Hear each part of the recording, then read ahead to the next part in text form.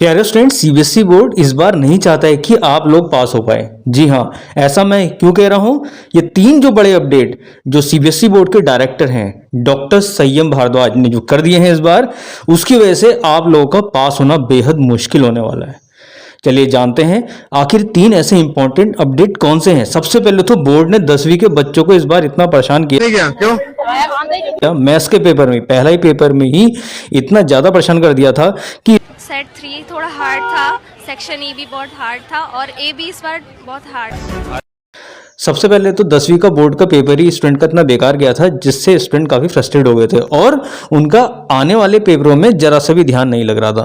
तो फिलहाल स्टूडेंट मैं यहाँ पे तीन इंपॉर्टेंट अपडेट बता रहा हूँ जो कि सीबीएसई बोर्ड ने इस बार कर दिए हैं, जो हर एक स्टूडेंट को जानना बेहद जरूरी है, चाहे वो बोर्ड में हो चाहे वो आने वाले समय में बोर्ड एग्जाम देने वाला है। 10वीं और 12वीं दोनों ही स्टूडेंट्स के लिए बेहद जरूरी इंपॉर्टेंट अपडेट्स हैं। तो स्टूडेंट जो यहाँ पे तीसरा अपडेट है जिसकी वजह से स्टूडेंट पास हो पाते थे छठे और सातवें एडिशनल सब्जेक्ट की वजह से, उसमें भी बहुत बड़ा बदलाव कर दिया गया है। अब वो स्टूडेंट्स को नहीं मिल पाएगी अपॉर्चुनिटी, इसलिए हर एक स्टूडेंट को जानना बेहद जरूरी है। सबसे पहले यहाँ पे बता दूं आपको, ऑनलाइन स्क्रीनिंग जो चेकिंग हो रही है इसकी वजह से क्या इम्पैक्ट पड़ने वाला है। सबसे पहले तो स्टूडेंट को ये बता दूं, इस बार स्टूडेंट को जो भी सोशल साइंस या आपका साइंस के जो सब्जेक्ट्स होल्ड कर रहे थे, जो आपका पेपर अटेम्प्ट करना था वो सेक्शन वाइज अटेम्प्ट करना था। अगर आप लोगों ने सेक्शन वाइज अटेम्प्ट नहीं किया है, सेक्शन वाइज अटेम्प्ट करना मतलब क्या होता है, जैसे साइंस की बात करूं, फिजिक्स केमिस्ट्री मैथ्स 3 सेक्शन होते हैं।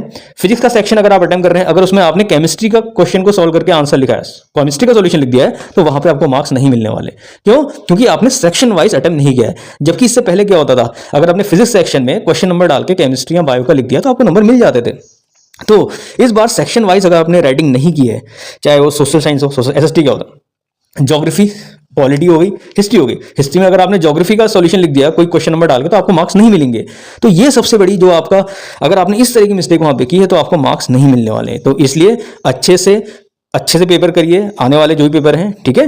और यहाँ पे ध्यान देने वाली बात है, अगर आपने सेक्शन वाइज आंसरिंग नहीं कर रखी तो आपको मार्क्स नहीं मिलेंगे। दूसरी सबसे बड़ी चीज है यहाँ पे, ऑन स्क्रीन जो चेकिंग होगी वहां पे स्टेप मार्किंग तो है, स्टेप मार्किंग तभी आपको मिलेगी जब आपने सेक्शन वाइज राइटिंग की है। अगर सेक्शन वाइज राइटिंग नहीं की है तो आपको मार्किंग नहीं मिलने वाली, मैंने बता दिया है।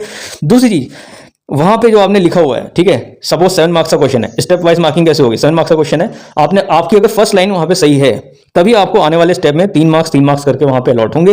पहली लाइन ही अगर आपने गलत कर दी तो वहां पे मार्क्स अलॉट नहीं होंगे, ठीक है। तो इसलिए मैं स्टूडेंट से कहता हूं, जो आपके फिजिक्स और जो आपके साइंस के जो स्टूडेंट होते हैं उनसे मैं कहता हूं कि आपका डेरिवेशन और न्यूमेरिकल सेक्शन को फंडे स्ट्रॉन्ग करके आप अच्छा कर सकते हैं, लेकिन थ्योरी सेक्शन में आप क्या है, ये वाला ऑप्शन बचता ही नहीं है। पहले क्या होता है, स्टूडेंट आपका लिख के आए थे, डायग्राम बना के आए थे, थोड़ा बहुत भी अगर आपको उनका सही होता तो उनको नंबर मिल जाते, लेकिन इस बार जो जजमेंट होगी, जो इस बार चेकिंग होगी, वो फर्स्ट लाइन से आइडेंटिफाई करके आपको मार्क्स दिए जाएंगे। तो इस बार अगर आपने पहली लाइन ही गलत लिखी है तो आपको मार्क्स आने वाले सेक्शन में आपने कुछ भी लिखा है, सही लिखा है, तब भी मार्क्स आपको नहीं अलॉट होंगे, ठीक है। तो ये है ऑनलाइन चेकिंग के जो तरीका है, ठीक है। अगला आता है एडिशनल सब्जेक्ट। बहुत बड़ा चेंज है ये, बहुत बड़ा चेंज।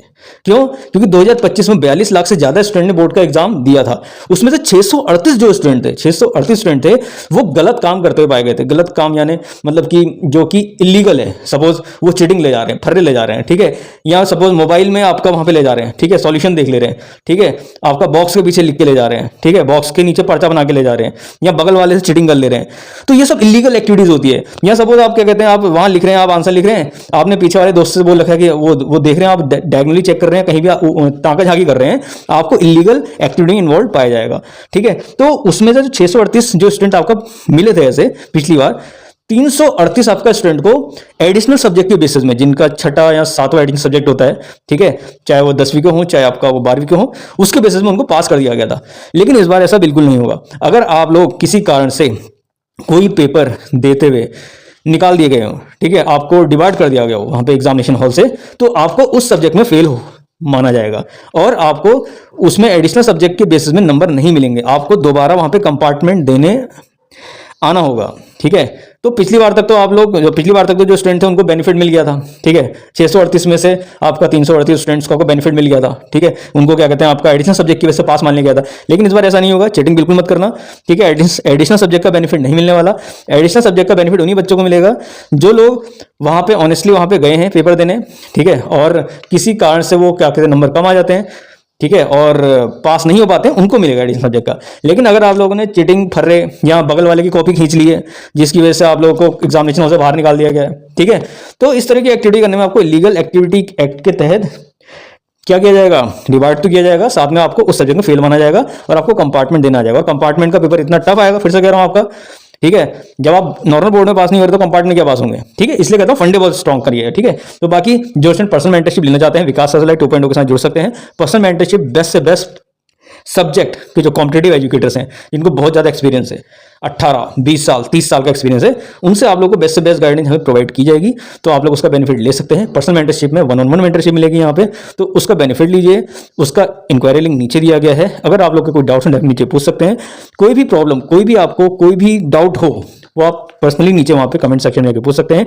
पर्सनल मेंटरशिप लेना चाहते हैं, काउंसलिंग लेना चाहते हैं कंपटीशन के लिए या बोर्ड्स के लिए, उसका भी इंक्वायरी लिंक नीचे दिया गया। तो मिलते हैं बड़ी अच्छे से प्यारी सी वीडियो के साथ।